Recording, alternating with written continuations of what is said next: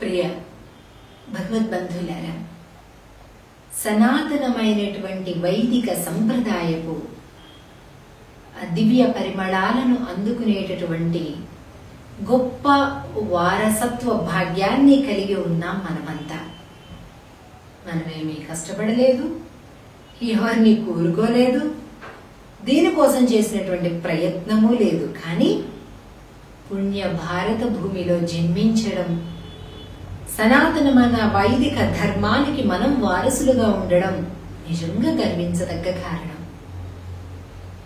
ఈ వైదిక ధర్మంలో తరతరాలుగా పరంపరలుగా ఋషుల దగ్గర నుండి ప్రారంభమయ్యి ఈవేళకి కూడా ఆగని స్రవంతిలా కొనసాగిపోయేటటువంటి అనేకమైనటువంటి విధి ఆచరణలతోటి, నిషేధాలతోటి, కట్టుబాట్లతోటి, ఆచార వ్యవహారాలతోటి మనం అనేక ప్రకారాలైనటువంటి విధానాలను కలిగి ఆ అన్ని బంధాల మధ్య క్రమశిక్షణగా మనం ముందుకు నడుస్తున్నాం.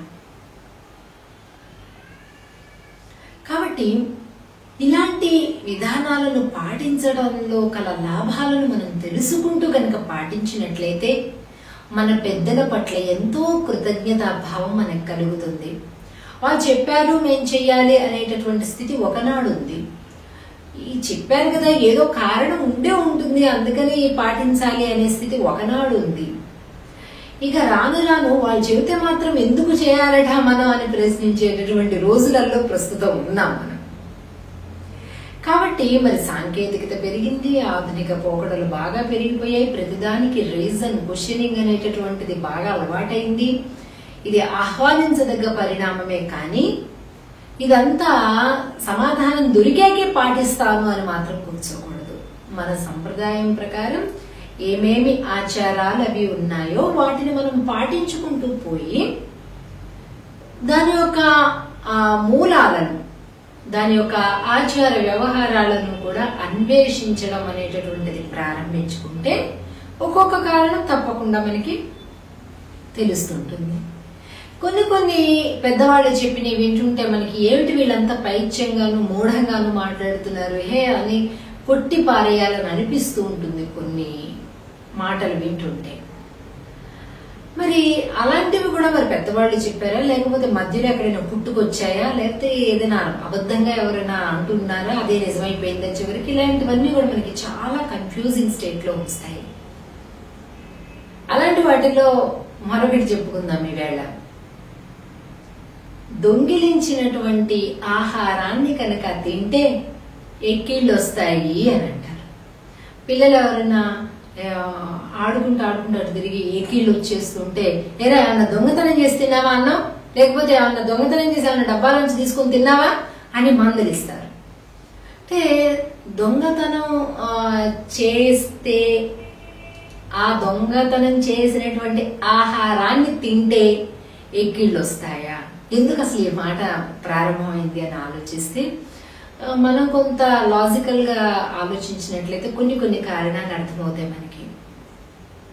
ఏంటంటే సాధారణంగా చిన్న పిల్లలు ఏదో చిన్న తినుబండారు అలాగే వాటికి వీటికి ఆశపడి ఒకటి తిన్నాక చాలకు రెండోది కావాలని, రెండు తిన్నాక కాదు మూడోది కావాలని, ఇలాగా వాళ్లకు ఉంటుంది కోరిక.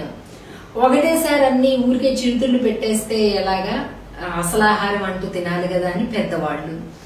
ఇలాంటి సంఘర్షణలో వీళ్ళని దాచిపెట్టడం, వాళ్ళేమో వీళ్ళు వెతుక్కొని వాళ్ళు చూడకుండా తినడం, ఇవన్నీ కూడా జరుగుతాయి. ఇలా తినేటప్పుడు ఆత్రంగా ఆరాటంగా ఎవరు చూడకూడదు అనేటటువంటి ఒక భయంతో బెరుగుతో వాళ్ళు తింటారు. కాబట్టి అలాగా హడావిడిబడి కక్కుర్తిగా లోపలికి మింగేసేస్తే అప్పుడు ఎక్కిళ్ళు వస్తాయి. కాబట్టి ఆత్రంగా ఆరాటంగా లోపల కుక్కేసుకోవడం వల్ల ఆహారాన్ని ఎక్కిళ్ళు వస్తాయి అనేటటువంటిది ఒక బేస్ పాయింట్.